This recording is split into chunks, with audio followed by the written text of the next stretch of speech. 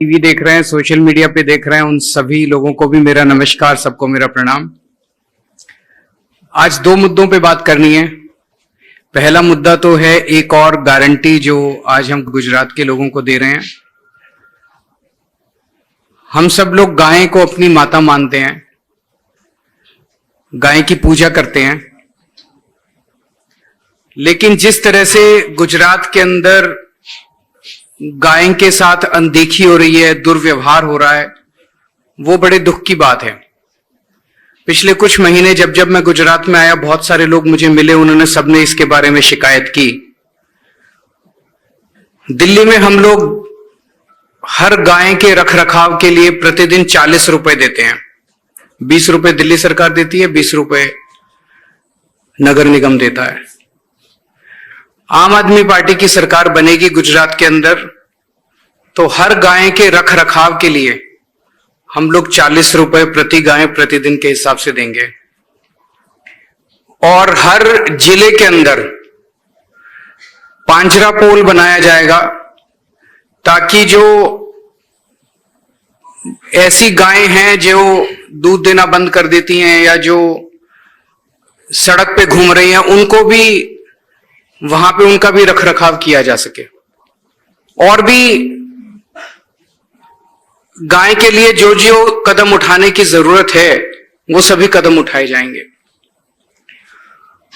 दूसरी एक महत्वपूर्ण बात आज करनी है। सूत्रों के मुताबिक आईबी की एक रिपोर्ट आई है। उस रिपोर्ट में गुजरात में आम आदमी पार्टी, आज अगर गुजरात में चुनाव हो तो गुजरात में आम आदमी पार्टी की सरकार बन रही है। हालांकि रिपोर्ट में लिखा है कि अभी थिन मार्जिन से बन रही है, बहुत कम सीटों से आगे हैं। गुजरात के लोगों को एक जोरदार धक्का लगाना पड़ेगा ताकि अच्छा बहुमत आए और अच्छे बहुमत से सरकार बने। लेकिन जब से ये रिपोर्ट आई है तब से ये दोनों पार्टियां इकट्ठी हो गई हैं।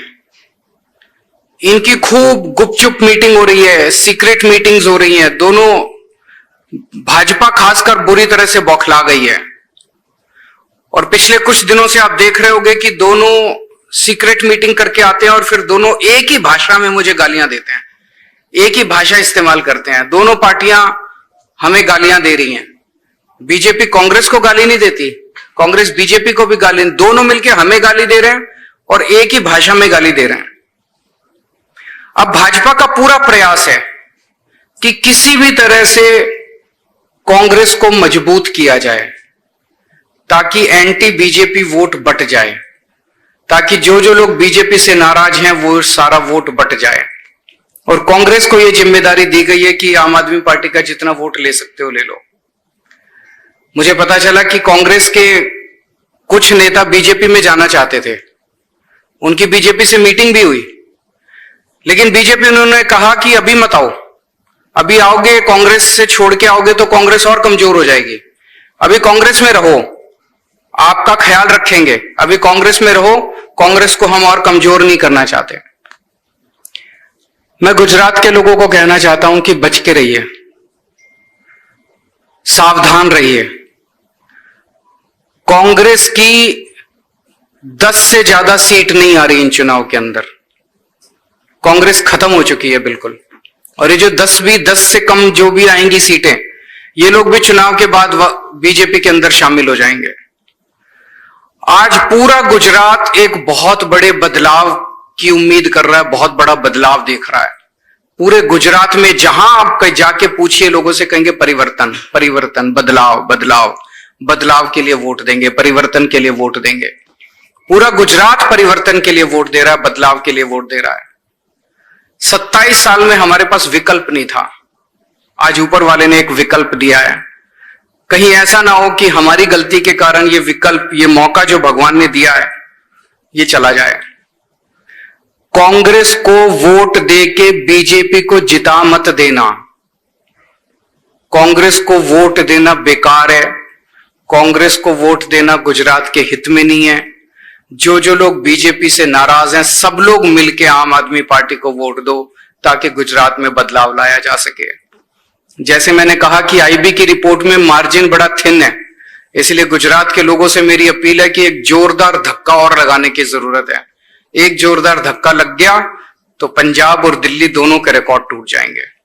मैं मान साहब से कहूंगा कि वो जिस तरह माननीय मुख्यमंत्री अरविंद केजरीवाल जी उन्होंने कहा है गाय के बारे में, पंजाब में हमारी सरकार में एक गाय रक्षा कमीशन है। देखिए, हम गाय को गौशाला में रखने के लिए बहुत से टैक्स लेते हैं लोगों से। पेट्रोल में और डीजल में काउ सेस है और बहुत सी एक्साइज में काउ सेस है। तो वो काउ सेस का पैसा पहले सिर्फ करप्शन के लिए इस्तेमाल होता था। जो गौशाला है उसमें वो गाय जो दूध देना बंद कर देती है उनको छोड़ देते थे सड़कों पर, और सड़कों पर हादसे हर रोज होते हैं। कभी किसी गाड़ी के सामने गाय आ गई, गाय भी जान से गई और पूरा परिवार कई बार जान से हाथ धोता है। और वो गाय जो हैं अगर शहर में है तो प्लास्टिक खाती हैं और बीमारियां उनको लगती हैं। बहुत ही तड़प तड़प के मौत उनकी सड़क पर होती है। और खेतों में भी जब ये 100 सवा सौ का जो झुंड है जाता है तो फसलें खराब होती हैं। तो हमने गाय रक्षा कमीशन जो है उसको मजबूत कर दिया। उसको पूरे पंजाब के जो गौशाला हैं, गवर्नमेंट एडेड हैं, उनको बता दिया कि आपको अगर जमीन चाहिए हम और जमीन दे देंगे, शेड चाहिए हम और शेड दे देंगे। और चारा, पंजाब के लोग क्योंकि बहुत दान करने में बहुत विश्वास रखते हैं, जैसे लंगर लगाते हैं, चारा बहुत ज्यादा चारा आ जाता है पुण्य के रूप में कि जी हम दसबंद बोलते हैं, हमारे 10वां हिस्सा अपनी कमाई में से भी 10वां हिस्सा, फसल में से भी 10वां हिस्सा वो निकालते हैं। तो गाय रक्षा कमीशन जो है उसको हम बहुत मजबूत कर रहे हैं और सभी गौशालाओं को बोल दिया है कि आपने ऐसा नहीं करना है कि किसी गाय को आप इसलिए छोड़ दो कि आपका चारा नहीं है, या आपके पास उसको रखने की जगह नहीं है।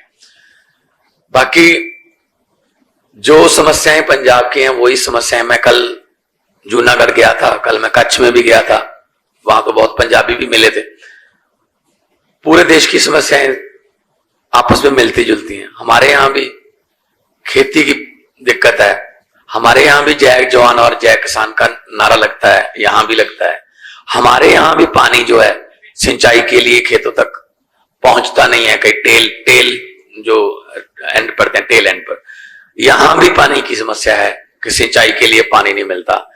हमारे यहां भी करप्शन है, यहां भी करप्शन है। हमारे यहां भी सरकारी स्कूल का इन्होंने बेड़ा गर्क किया, यहां भी यही हाल है। हमारे यहां भी हॉस्पिटल का वही हाल है जहां गुजरात में है। और कल मैं कुछ सड़कों पर गया, जूनागढ़ में भी गया, कच्छ में भी गया, गांधीधाम में। मतलब मैंने सड़क में गड्ढे बहुत देखे थे, लेकिन गड्ढों में सड़क पहली बार देखी है। मतलब इतना बुरा हाल है रोड्स का। तो ये सब कुछ ठीक हो सकता है, कोई खजाने में कमी नहीं होती। 2.5 लाख करोड़ से ज्यादा बजट है स्टेट का। जब दिल्ली में अरविंद केजरीवाल जी ने मुख्यमंत्री के तौर पे ओथ ली थी तो 28,000 करोड़ बजट था, महज 28,000 करोड़। अगले साल मनीष सिसोदिया जी ने, जो वित्त मंत्री थे, उनसे व्यापारियों से बात की, तब बैट होता था, बैट 12.5%, अब जीएसटी आ गई, बैट को 7.5% कम कर दिया, 5% बैट रह गया। लेकिन व्यापारियों को बोला कोई रेड राज नहीं होगा, टैक्स दे देना। बैट 7.5% कम करके 2,000 करोड़ की इनकम बढ़ गई थी, लोग पैसे देने लगे ईमानदारी से। सो अगर ईमानदार सरकार हो तो सब कुछ हो सकता है। बिजली मुफ्त हो सकती है, पंजाब में हमने कर दी 1 जुलाई से। 17,000 से ज्यादा नौकरियां हमने पंजाब में नियुक्ति पत्र दे दिए। कच्चे मुलाजम बहुत है पंजाब में जो कॉन्ट्रैक्ट पे हैं। मुझे पता चला यहाँ तो पुलिस भी कॉन्ट्रैक्ट पे है, तो हमारे यहाँ कुछ मुलाजिम है 30,000 से ज्यादा जो कॉन्ट्रैक्ट पे हैं, उनको हम पक्के करेंगे। आउटसोर्सिंग का जमाना जो है वो खत्म करेंगे हम, क्योंकि आउटसोर्सिंग वाले बीच में से पैसे खाते हैं। गवर्नमेंट उतनी सैलरी देती है लेकिन वो आगे नहीं देते, कॉन्ट्रैक्ट साइन करवा लेते हैं। तो सबको पक्की नौकरी मिलनी चाहिए। और पंजाब में हमने करप्शन के लिए एक हेल्पलाइन नंबर जारी किया। बहुत से फोन आते हैं, हर रोज गिरफ्तारियां होती हैं। अब लोगों जो अफसर हैं जो सरकारी दफ्तरों में, उनको अब ये एहसास होने लगा कि अब तो सिर्फ वेतन पर ही गुजारा करना पड़ेगा। और अभी गुजरात में आए कल जितने इकट्ठ मैंने देखे अपने आप लोगों के आना, ये नई कहानी लिखने का संकेत है। मुझे तो लग ही नहीं रहा था मैं गुजरात में हूं। ऐसा ही माहौल, बिल्कुल ऐसा ही माहौल 2022 में इलेक्शन से 1 महीना पहले पंजाब में था। तो नई कहानी लिखने के लिए गुजरात के लोग तैयार बैठे हैं। पहले उनके पास कोई ऑप्शन नहीं थी, सिर्फ एक ही बटन था। अब बटन अगर बदल गया तो किस्मत बदल जाएगी। कोई क्वेश्चन है करे तो? हाँ, कुछ सभी लोगों को गांधी जयंती की बहुत बहुत शुभकामनाएं। लाल बहादुर शास्त्री जी का भी आज जन्म दिवस है, उसकी भी बहुत सारी बहुत शुभकामनाएं।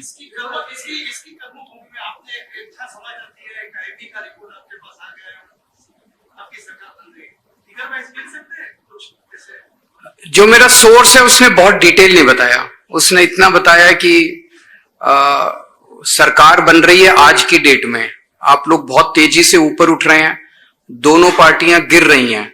अगर ये ट्रेंड चलता रहा उनके गिरने का और हमारे बढ़ने का तो मार्जिन बढ़ेगा। लेकिन आज थिन मार्जिन से 2-4 सीटों से आगे हैं हम लोग और सरकार बन रही है, इतना मुझे आइडिया है। सर, पाटीदारों का टेक्निक आप देखिए कि प्रेशर टेक्निक, इस वजह से आप कल गए थे, तो क्या लगता है कि पाटीदारों नेताओं की तरफ से आपको क्या? हम सबके लिए काम कर रहे हैं, सभी समाज के लिए, सभी जातियों के लिए, सभी वर्गों के लिए, सबके लिए हम काम कर रहे हैं। सबको बच्चों को स्कूल बनवाएंगे, अच्छी शिक्षा देंगे, सबका भविष्य बनाएंगे। हमारे पे किसी ने कोई प्रेशर नहीं डाला। हमारा एजेंडा जो है वो सबको पसंद आ रहा है। आज लोग, मुश्किल से 5-6 महीने हुए हमें चुनाव प्रचार करते हुए। हम 1 मिनट में बताता हूं, मैं आपको एक छोटा सा उदाहरण देता हूं। मैं टीवी पे एक प्रोग्राम देख रहा था, प्रधानमंत्री जी आए, मेरे ख्याल से 30,000 करोड़ का पैकेज, ऐसे कुछ 30,000 करोड़ का था, 20,000 करोड़ का पैकेज उन्होंने अनाउंस किया। एक आदमी वहां से, उनकी सभा से बाहर निकल रहा था, उससे एक टीवी वाले ने पूछा, तो क्या आपको लगता है कि गुजरात में विकास हुआ? उसने कहा हाँ जी हुआ, बहुत हुआ। तो उसने कहा कि देखिए आज इतने 1,000 करोड़ का पैकेज देके गए हैं, तो बहुत विकास हुआ। तो उसने कहा कि वोट दोगे बीजेपी को? उसने कहा नहीं, वोट नहीं दूंगा। अच्छा, क्यों नहीं दोगे? कहता विकास तो हुआ, मुझे क्या मिला? उसके तो बच्चों को रोजगार नहीं मिला ना, उसकी तो बिजली सस्ती नहीं हुई ना, उसको तो महंगाई से छुटकारा नहीं मिला ना, उसको तो स्कूल नहीं मिले ना। आज हम वो बड़ी बड़ी बातें करते हैं बीजेपी वाले, बड़ी बड़ी बात, आम आदमी को क्या लेना देना? इतने 1,000 करोड़ का पैकेज, ठेकेदारों की ऐश हो गई, मंत्रियों की भी ऐश हो गई, नेताओं की ऐश हो गई, इतने 1,000 करोड़ का पैकेज। जनता को चाहिए मेरे बच्चे को अच्छी शिक्षा मिल जाए, मेरे घर में कोई बीमार हो तो अच्छा इलाज मिल जाए, मेरे बच्चे को रोजगार मिल जाए, मेरा बिजली पानी सस्ती हो जाए। इतनी महंगाई हो रही है, गुजारा नहीं चल रहा। वो बात हम लोग कर रहे हैं, वो लोगों के दिल को छू रही है। आज तक कभी किसी ने की नहीं, और ये लोग कर ही नहीं सकते, बिकॉज इन्होंने कभी करके ही नहीं देखी। हम करके आए हैं, दिल्ली में की, पंजाब में की, अब गुजरात में करेंगे।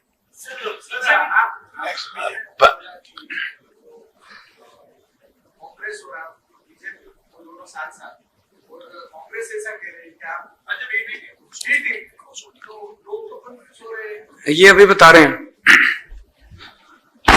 देखो, આપણે સૌ જાણીએ છીએ કે રાષ્ટ્રપતિ ચૂંટણીમાં ક્રોસ વોટિંગ થયું હતું અને ક્રોસ વોટિંગ થયું હતું એ ધારાસભ્યો કોંગ્રેસના ધારાસભ્ય ક્રોસ વોટિંગ કર્યું છે. મને આપ બતાવો કે 7 થી 9 જે ક્રોસ વોટિંગ થયું એ કોણે કર્યું, અને કોણે કર્યું તો કોંગ્રેસે શું પગલા લીધા, અને કોંગ્રેસે પગલા ન લીધા તો ઈ ધારાસભ્યોની કયા ભાજપના નેતા સાથે મીટિંગ થઈ, અને મીટિંગ થઈ તો શું ડીલ થઈ, અને ડીલ થઈ તો કોંગ્રેસ ફરી એમને ચૂંટણીની ટિકિટ આપવાની છે. एक और भी बात है, अभी गोवा में कांग्रेस के 11 एमएलए थे, 11 में से 8 बीजेपी में चले गए. आम आदमी पार्टी के 2 एमएलए थे, 2 अभी आम आदमी पार्टी में हैं.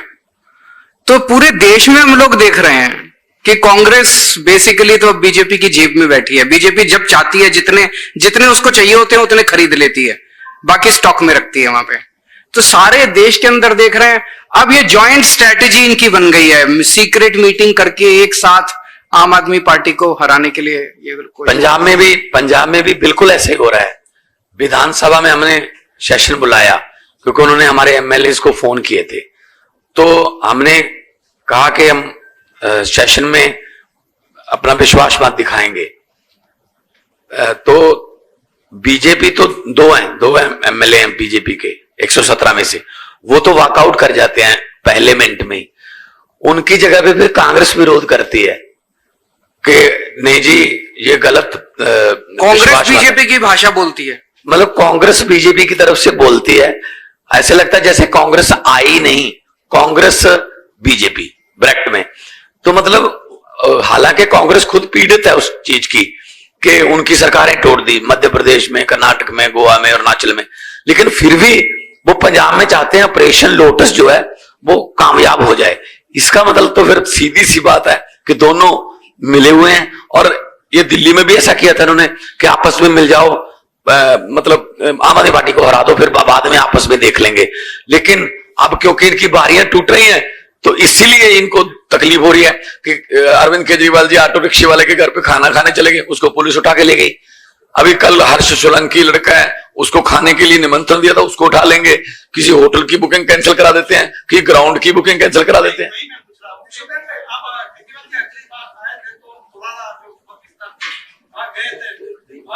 बिलाना डाटा कांग्रेस में आ गए और अहमदाबाद में जो सफाई कर्मी दिल्ली में बुलाया था वो भाजपा ले गए.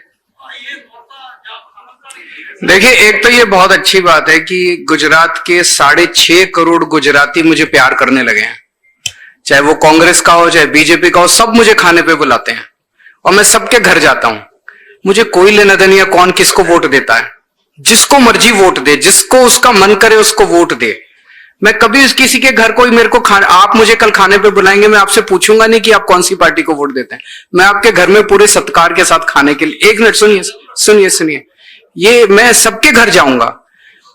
बड़ी अच्छी बात यह है कि बीजेपी वाले मुझे खाने पे बुलाते हैं, अपने नेताओं को नहीं बुलाते.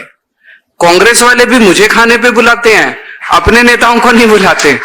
सब हमें प्यार करते हैं. मैं उनको सबको कहना चाहता हूं, जिसको मन करे उसको वोट दो. जब हमारी सरकार बनेगी, हम 6.5 करोड़ गुजरातियों की सरकार होंगे. हम उनकी बीजेपी वालों की भी बिजली माफ करेंगे, कांग्रेस वालों को भी महंगाई से छुटकारा दिलाएंगे.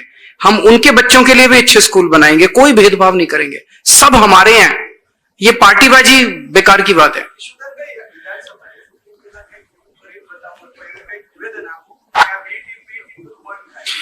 જો ગુજરાતની जनता